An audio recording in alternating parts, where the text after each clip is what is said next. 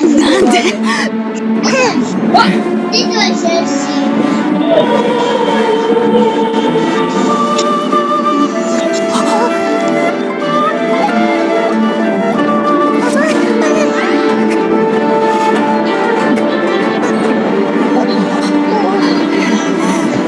私はスネージナヤの施設なのよ。私に手を出すのがどういうことか。私に刀を振るならあんたの国を、あんたが大事にしてる稲妻を私たちバディが黙れと言ってるの。これは命令よ。あんた、それにあんたたち、私が